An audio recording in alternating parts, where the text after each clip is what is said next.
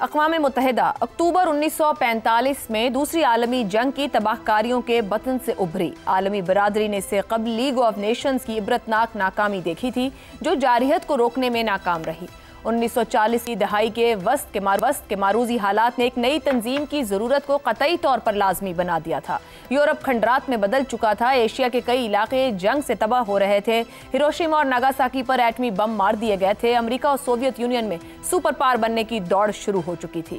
ایسے ماحول میں 51 بانی ریاستوں نے سان فرانسسکو میں اقوام متحدہ کا چارٹر دستخط کیا، جس کا مقصد سلامتی کا نظام قائم کرنا تھا جو جنگ کو روک سکے، ترقی کو فروغ دے سکے اور انسانی حقوق کو بین الاقوامی نظام میں جذب کر سکے۔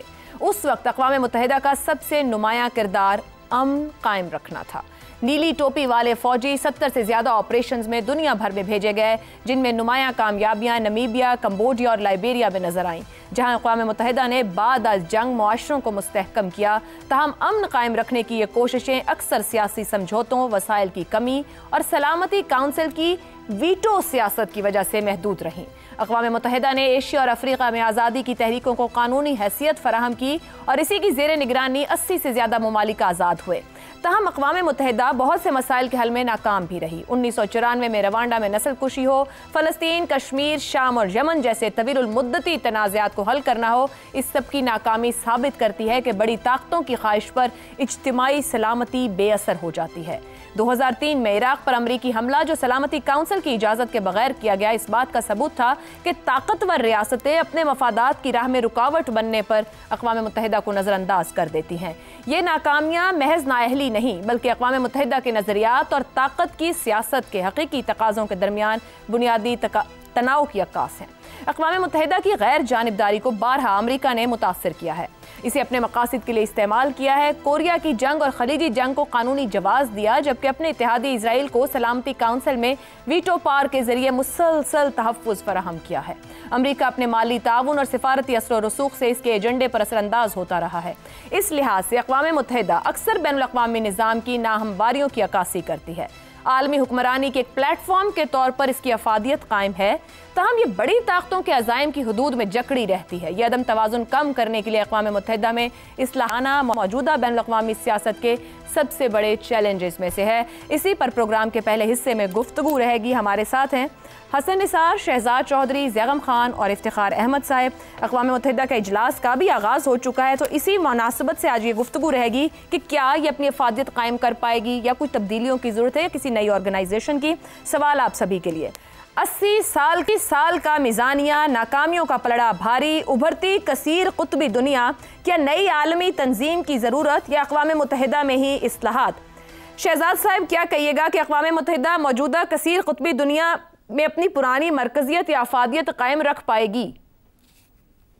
اچھا، اقوام متحدہ جن حالات میں قائم ہوئی ذرا اس کو دیکھ لیجئے کہ امریکہ دوسری جنگ عظیم کے تقریباً یقینی جیت کے اپنی وکٹری کے دہانے پہ کھڑا تھا۔ امریکہ نے 1944 میں ان ممالک کو جو کہ اس سے تعلق رکھتے تھے، اس سے نظریے سے ملتے تھے، ان کو اکٹھا کیا بیٹن ووڈز کے اندر اور کہا کہ ہمیں ایک عالمی نظام بنانا ہے جس کی بنیاد معیشت ہوگی، اور اس معیشت کے گرد جتنے مسائل اور ہیں اس کو دنیا کے اندر ان کو ایک جگہ کے اوپر مرکوز کیا جائے گا، جس کی شکل پر اقوام متحدہ کی شکل میں ابھری۔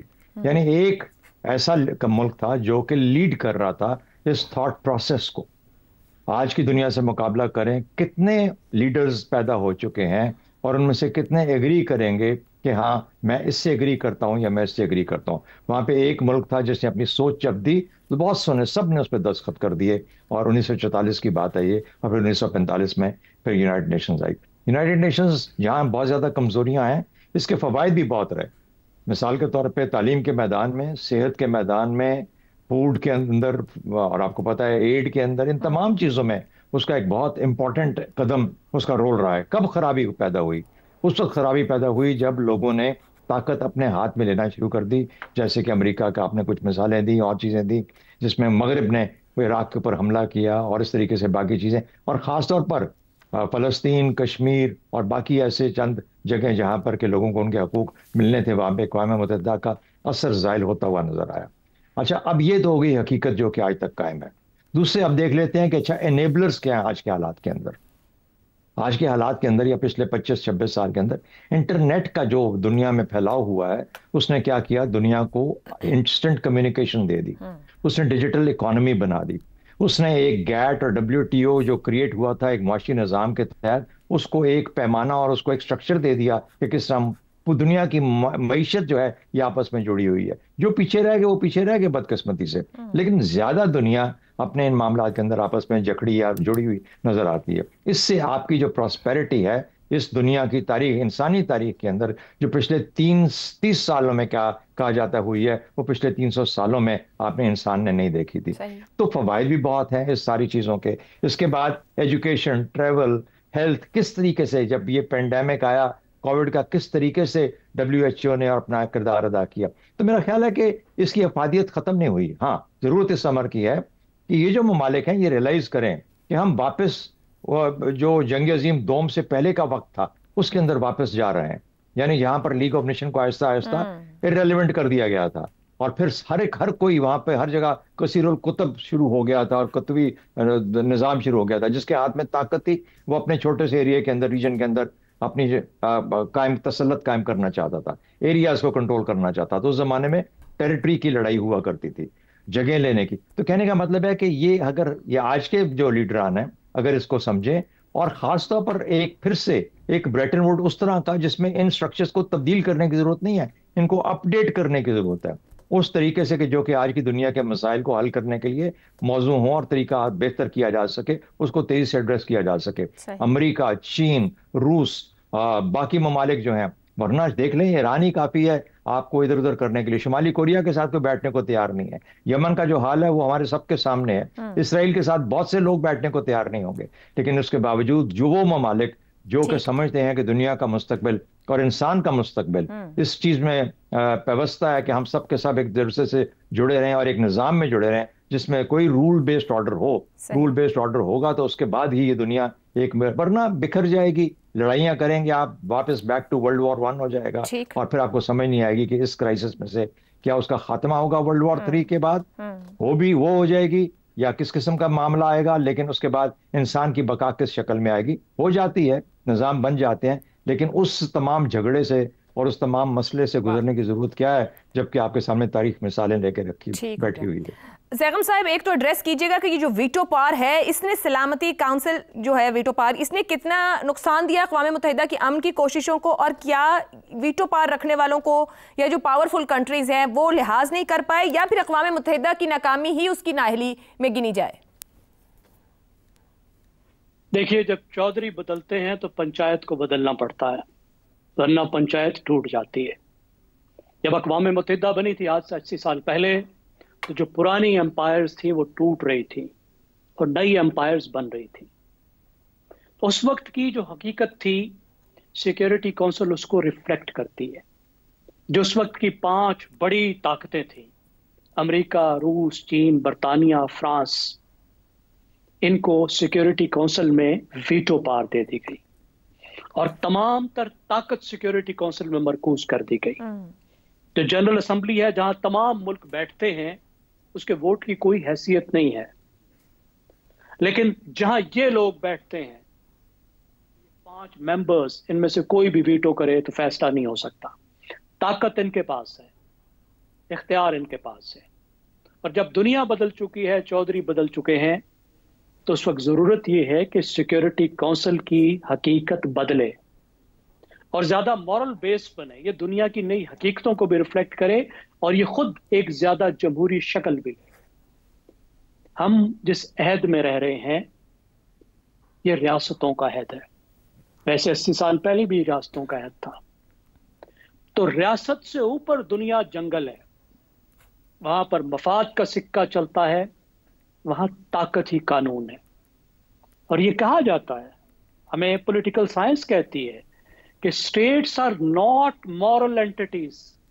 جو ریاستیں ہوتی ہیں یہ اخلاقی وجود نہیں رکھتی، یہ اپنے مفاد پر چلتی ہیں. اسی وجہ سے اتنا بڑا تصادم تھا اقوام متحدہ بننے سے پہلے جو 2 بڑی جنگیں ہوئیں، دنیا میں اتنی تباہی ہوئی کہ پوری انسانی تاریخ میں اتنی اموات نہیں ہوئی تھی جتنی 2 جنگوں میں ہوئی. اور اسی لیے اس ادارے کو وجود میں لایا گیا، इस पंचायत को वजूद में लाया गया कि तीसरी आलमी जंग को रोका जा सके, जिसका बुनियादी मकसद था। लेकिन इसने दुनिया को बहुत कुछ दिया है, मैं इत्तफाक करता हूँ चौधरी साहब से। सबसे बड़ी बात यह है कि इसने डिप्लोमेसी का प्लेटफॉर्म दिया है। कम अज कम कमजोर बोल तो सकता है ना, चीख तो सकता है ना, उसकी वोट हैसियत ना हो फिर भी वो वोट तो दे सकता है ना। गैंग अप कर सकते हैं कमजोर मुल्क, शर्मिंदा कर सकते हैं बड़े मुल्कों, बाज़ औक़ात अपनी बात मनवा भी सकते हैं। पीस कीपिंग का मैकेनिज्म दिया है, पीस कीपिंग फोर्सेस बनी है, हकूक के प्लेटफॉर्म उभर कर आए हैं। खास तौर पर आप सिर्फ मजदूरों के हकूक को देख लीजिए। अगर ILO ना होती तो मजदूरों को जो सरसे में हकूक मिले उसमें से कुछ भी ना मिलते। गुर्बत के बारे में एक एजेंडा बना, सेहत के बारे में तो बहुत कुछ हुआ, मतलब पोलियो को खत्म करके रख दिया गया, वैक्सीनेशन हुई, सेहत की ड्राइव्स हुई, माहौलियात के बारे में बात हुई। लेकिन रही ये फातिहों की अदालत, और फाते अब बदल गए हैं, पुराने फाते अब नहीं रहे। अब नई दुनिया की जो हकीकत है वो ये है, जैसे आपने कहा है कि कसीर कुतबी निज़ाम है। अब नई ताकतें उभर कर सामने आ चुकी हैं और ये उन ताकतों को रिफ्लेक्ट नहीं करती। नई ताकतें पुराने निज़ाम को चैलेंज कर रही हैं, वो चाहती हैं पुराना निज़ाम बदले, वो नया निज़ाम लाना चाह रही हैं। अब जो पुराने निज़ाम के ठेकेदार हैं वो भी इस इदारे को टारगेट किए हुए हैं, और जो नए निज़ाम वाले हैं वो भी इसके साथ ताउन नहीं कर रहे। मसलन अमेरिका ने गला दबा दिया है UN का, यूनाइटेड नेशंस का, अपने फंड्स रोक के। हर $5वां अमेरिका देता है जो यूनाइटेड नेशंस को आता है, उसके लिए चलना मुश्किल हो। सरवाइव कर पाएगा UN इस कसीर कुतबी दुनिया में? अगर इसको सरवाइव करना है, और इसको सरवाइव करना चाहिए, और सिर्फ सरवाइव नहीं करना चाहिए, इसको थ्राइव करना चाहिए, क्योंकि ग्लोबल गवर्नेंस की जरूरत है। हम जंगल के कानून की तरफ नहीं जा सके, जंगल तो है लेकिन कितना बड़ा जंगल है, इसमें जंगल को कम होना चाहिए। ज्यादा बेहतर एक ग्लोबल गवर्नेंस की जरूरत है, जिस तरह का ग्लोबल विलेज दुनिया बन चुके। तो दुनिया की बड़ी ताकतों को इकट्ठे होकर एक नई UN बनानी होगी, यूनाइटेड नेशंस को बदलना होगा। वरना जो हम देख रहे हैं कि गवर्नेंस के निजाम भी, गवर्नेंस के प्लेटफॉर्म भी वो कसीरुल कुतबी बन रहे हैं। नए प्लेटफॉर्म्स वजूद में आ रहे हैं, इलाकाई प्लेटफॉर्म्स वजूद में आ रहे हैं। ठीक हो गया ज़रम साहब।